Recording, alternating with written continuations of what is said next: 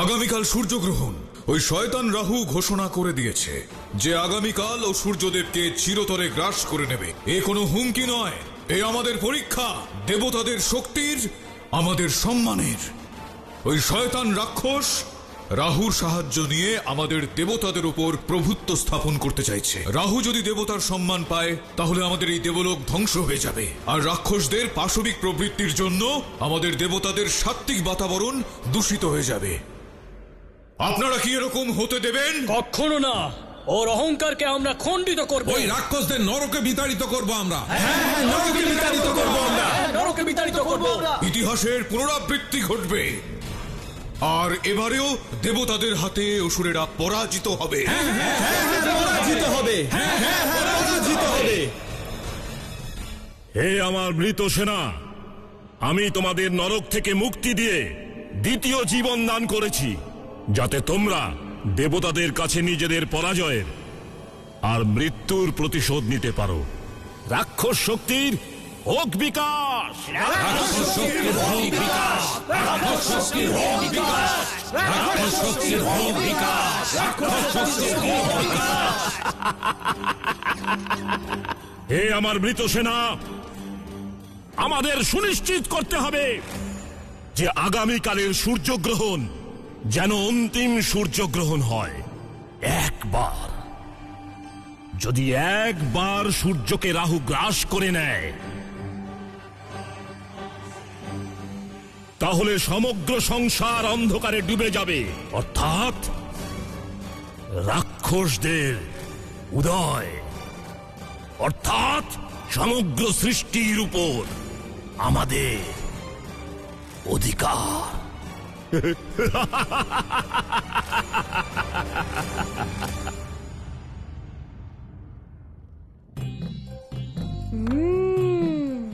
মারুতি, কোথায় গিয়েছিলে তুমি? এই দেখো, আমি কতগুলো মিষ্টান্ন খেয়ে ফেলেছি।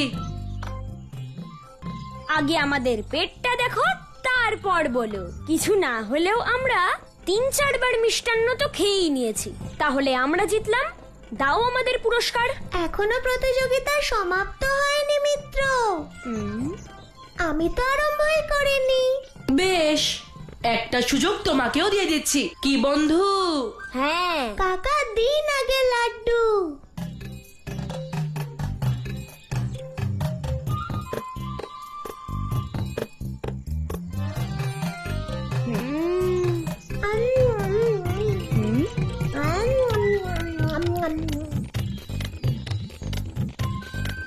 আরো দিন।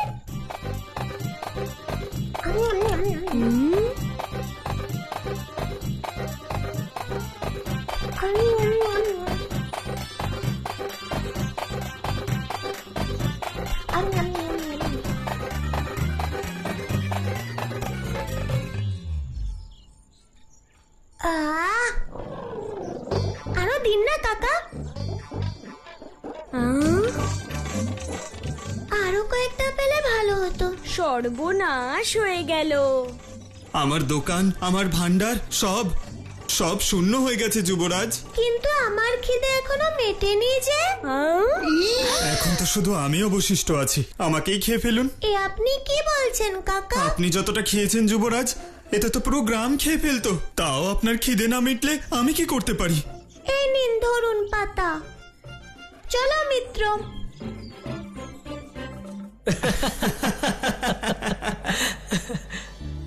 মাতা, এই মারুতির কেমন লীলা যে ভরপেট ভোজন করার পরেও ওনার ক্ষুধা মিটলই না। এ নিশ্চয়ই ওই দৈব ফলের প্রভাব যা প্রভু ওকে দিয়েছিলেন। মারুতির যাই লীলা হোক না কেন, উদ্দেশ্য কেবল একটাই, জনকল্যাণ। এবার এটা দেখার বিষয় যে মারুতির কখনো তৃপ্ত না হওয়া ক্ষুধার মধ্যে কোন রহস্য লুকিয়ে আছে। মারুতি, আমরা একদম মন থেকে তোমাকে এই মিষ্টান্ন প্রতিযোগিতার বিজয়ী মানছি। এ বিষয়েও দেখছি তুমি আমাদের দলপতি। কিন্তু এতগুলো মিষ্টান্ন কি করে খেলে? আমি এক এমন অলৌকিক ফল আহার করেছি যা আহার করার পর মনে হচ্ছে যেন কতদিন আমি কিচ্ছু খাইনি। এখন আমি সব জায়গায় সেই অলৌকিক ফলের স্বাদ খুঁজে বেড়াচ্ছি। কোথাও পেলে এই ফল? মনে হচ্ছে যতক্ষণ না আমি ওইরূপ আরেকটি ফল খাচ্ছি আমার খিদে শান্ত হবে না। এ ঠিক নয় মিত্র, আর খেও না। আমার মাতা বলেন যে বেশি খেলে পেট ফেটে যেতে পারে। চলো যাই তবে। হ্যাঁ,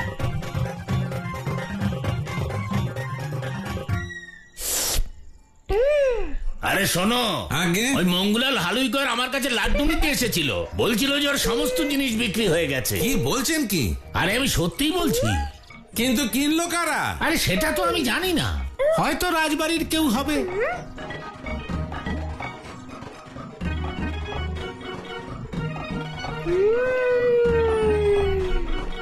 আরে হ্যাঁ, কি যে বলছেন? ও তো তাই বলছিল। হায় ভগবান, আমার সমস্ত ফল কোথায় চলে গেল?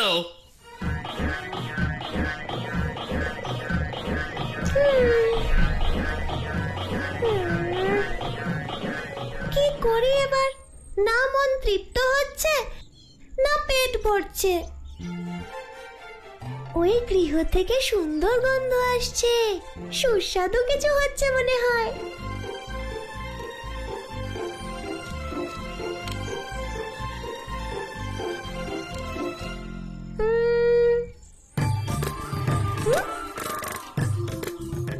পায়েস।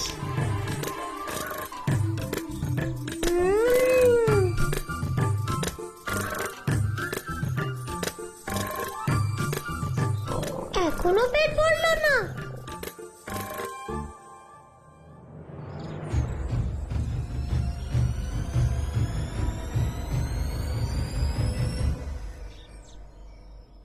আমার পায়েস! কেউ আমাদের ভোজন চুরি করে নিয়েছে। কি?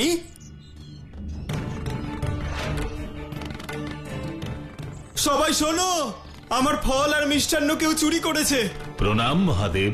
সৃষ্টির রচয়িতা ব্রহ্মাদেবকে এইরূপ বিচলিত এর আগে দেখিনি। আপনি তো সর্বজ্ঞ প্রভু, আপনার অজ্ঞাত কিছুই নেই। কালকের সূর্যোদয়ের সঙ্গে সঙ্গেই এই সৃষ্টি দেবাসুর সংগ্রামের অগ্নিতে ভস্ম হতে পারে প্রভু। এটাই আমার চিন্তার বিষয় প্রভু। কিন্তু ত্রিদেব সৃষ্টিচক্রের সঞ্চালনায় আমি তো হস্তক্ষেপ করি না। আপনি তো জানেন, জীবনচক্র যেমন চলার তেমনই তো চলবে। ত্রিদেব হস্তক্ষেপ না করলেও মহাদেব এমন একজন আছেন যিনি যে কোনো পরিস্থিতিতে কোনো প্রকার নিয়মের দ্বারা আবদ্ধ নন। আপনার দিব্য অবতার মারুতি, একমাত্র মারুতি যে সমস্ত সৃষ্টিকে এই সংকটপূর্ণ পরিস্থিতি থেকে উদ্ধার করতে পারে। কিন্তু তিনি তো এখন এক বিচিত্র ক্রীড়ায় ব্যস্ত আছেন প্রভু। ওনার উদর তো কিছুতেই তৃপ্ত হচ্ছে না। এই পরিস্থিতিতে সৃষ্টির রক্ষা কি করে হবে? এই সৃষ্টির প্রতিটি কোণ পরস্পর সংযুক্ত, এক একটি স্ফুলিঙ্গ দাবানল হয়ে উঠতে পারে।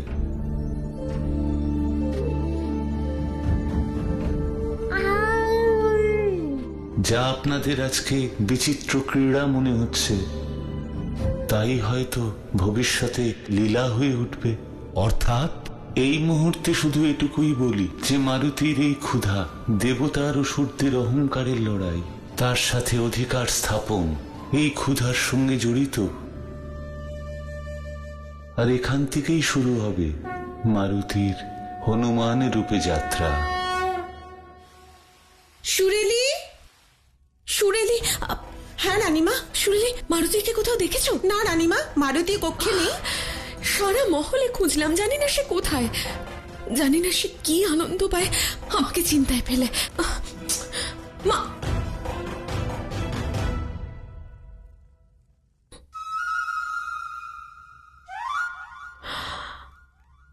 মারুতি?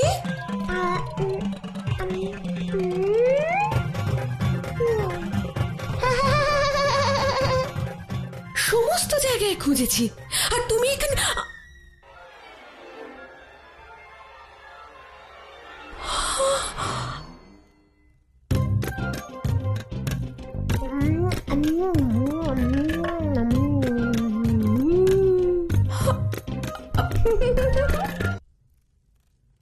এই সমস্ত ফল তুমি খেয়েছো? মাতা খিদে পেয়েছিল তো। তাই নাকি? ঠিক আছে, তুমি পেট ভরে খেয়ে নিয়েছো। আমার অন্তত এই চিন্তা থাকবে না যে তোমার খিদে পেতে পারে। খিদে তো এখনো পাচ্ছে মাতা, এমন খিদে যেন কতদিন খাইনি। কিন্তু ও, আবার নতুন কোনো বুদ্ধি বের করেছো?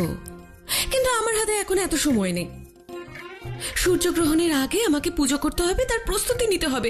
চলো এসো। কি পুজো মাতা? সূর্যগ্রহণের সময় সূর্যদেবের খুব কষ্ট হয়। আমাদের প্রার্থনা করায় উনি সেই কষ্ট সহ্য করার ক্ষমতা পাবেন। অসম্ভব। আজকের গ্রহণের ফলে সূর্যদেব যে কষ্ট পাবেন তার হাত থেকে কখনো মুক্তি পাবেন না। দেবতাদের আমরা বিনাশ করব। স্বর্গে প্রতিষ্ঠিত হবে রাক্ষসদের অধিকার। তথাস্তু। আজকের এই যুদ্ধ সূর্যদেবের অহংকারকে চূর্ণ বিচূর্ণ অবশ্যই করবে। তার সাথে সাথে দেবতারাও ওনাদের বাস্তবিক অবস্থান বুঝতে পারবেন, যা ওনাদের প্রাপ্য, অর্থাৎ আমাদের রাক্ষসদের এই চরণের তলায়। আজ থেকে সমগ্র সংসারে হবে রাক্ষস যুগের আরম্ভ। রাক্ষস কুলের সংহার করব আমরা। রাহু সহ সমস্ত রাক্ষসদের বিনাশ হবে আজ দেবতাদের হাতে। দেব শক্তি, দেব শক্তি, দেব শক্তি, দেব শক্তি।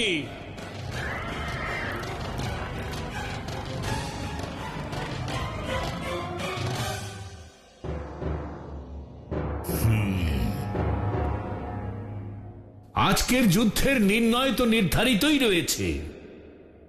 বিজয় আমাদেরই হবে। রাক্ষসদের শুধু আমরা পরাজিতই করব না, ওদের দুর্বল করে দেব, যাতে ভবিষ্যতে কোনো সময় কোনো রাক্ষস আমাদের দেবতাদের সাথে যুদ্ধ করবার সাহস না দেখায়। রাক্ষসদের অস্তিত্ব এই সংসার থেকে নিশ্চিহ্ন হয়ে যাবে। দেবতাদের বিজয় পতাকা আকাশে উড়বেই। আজকের যুদ্ধ শেষে সমস্ত সৃষ্টিতে আমাদের বিজয় পতাকাই উড়বে। সমস্ত প্রাণী আমাদের সামনে নতমস্তক হবে। হয়তো মানুষ ত্রিদেবকে ভুলে গিয়ে আমাদের পুজো করা শুরু করবে, কারণ রাক্ষসদের দমন করবার পুরস্কার পাবো আমরা দেবতারা। তেজস্বী সূর্যদেবের জয়, স্বর্গাধিপতি ইন্দ্রদেবের জয়। তাড়াতাড়ি মারুতি, গ্রহণ শুরু হয়ে যাবে। গ্রহণ শুরু হওয়ার আগে পুজো আরম্ভ করতে হবে। হ্যাঁ,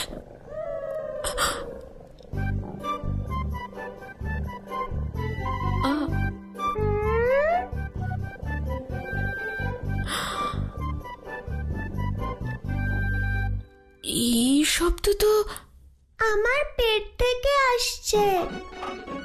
কাল থেকে আমার মনে হচ্ছে যেন পেটে মেঘেরা গর্জন করছে, অথবা দুই অসুর নিজেদের মধ্যে যুদ্ধ করছে, অথবা কোনো হাতি আমার পেট থেকে। হ্যাঁ হ্যাঁ, বুঝতে পেরেছি, বুঝেছি বুঝেছি বুঝেছি। কিন্তু এমন কি খেয়েছো তুমি? ওই এক। হ্যাঁ, এ তোমার জন্য।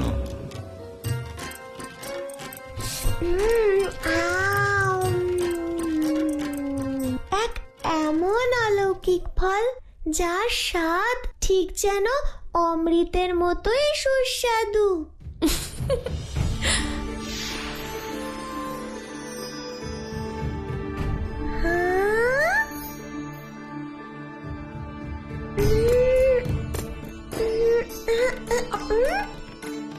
এবার বন্ধ করো, অনেকক্ষণ সহ্য করেছি। এবার তাড়াতাড়ি তৈরি হয়ে নাও।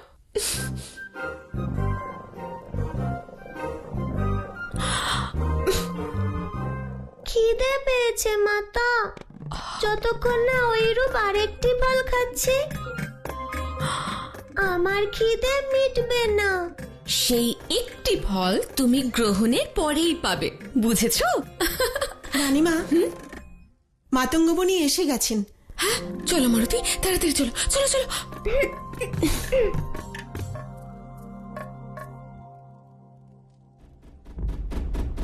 মারুতি, কি হলো?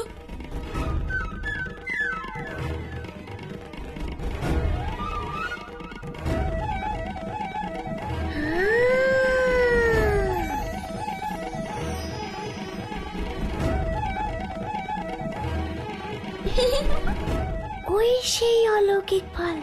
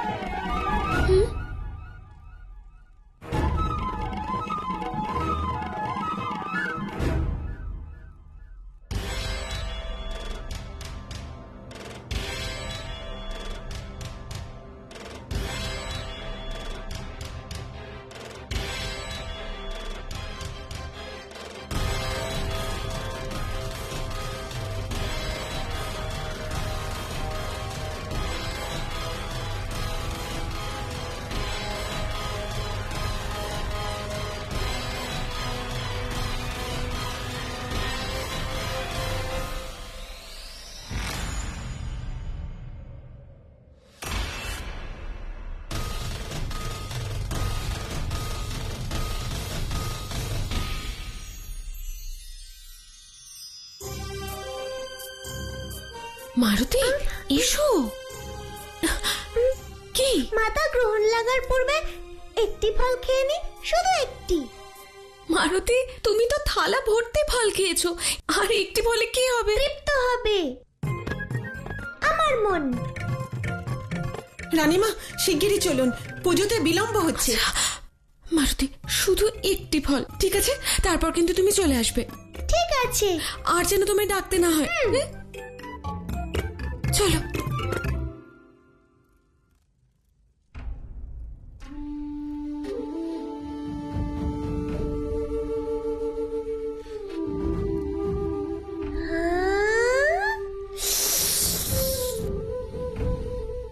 এ তো দেখছি সেই অলৌকিক ফল যা মুনিবর আমায় দিয়েছিলেন।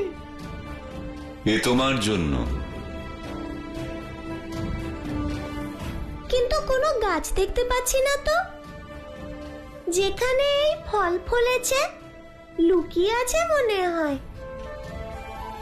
না, মনে হচ্ছে অনেক দূরে আছে ওই ফল। কোনো ব্যাপার না, উড়ে যাব। তাড়াতাড়ি ফল খাবো, তাড়াতাড়ি ফিরে আসবো। অলৌকিক ফল, আমি আসছি তোমায় খেতে। জয় শ্রীরাম। অলৌকিক ফল, আমি আসছি তোমায় খেতে। জয় শ্রীরাম।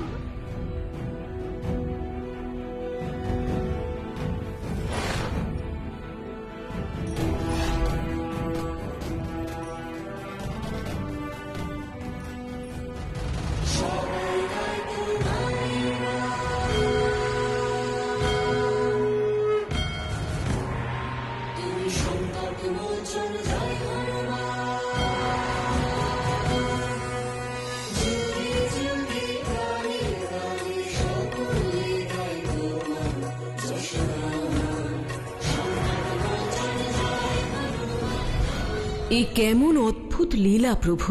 একদিকে দেবতা আর অসুররা একে অপরের সাথে প্রতিদ্বন্দ্বিতায় প্রস্তুত, আর অন্যদিকে মারুতি সরল মনে বেরিয়ে পড়েছে সূর্য ভক্ষণ করতে। মারুতি অবতারের প্রাথমিক উদ্দেশ্য হল বিশ্ব সংসারের সংকট মোচন, আর এই মুহূর্তে বিশ্ব সংসার দেবতা আর অসুরের অহংকারে জর্জরিত।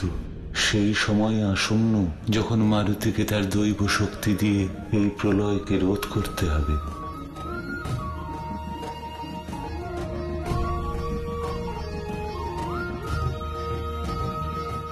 প্রভু, প্রভু, প্রভু। মাতা, একটি নিবেদন নিয়ে এসেছি আপনার কাছে। বলো ভৃঙ্গি। যদি আপনারা অনুমতি দেন তাহলে আমরা মারুতির এই দৈব লীলাকে অতি নিকট থেকে প্রত্যক্ষ করতে চাই।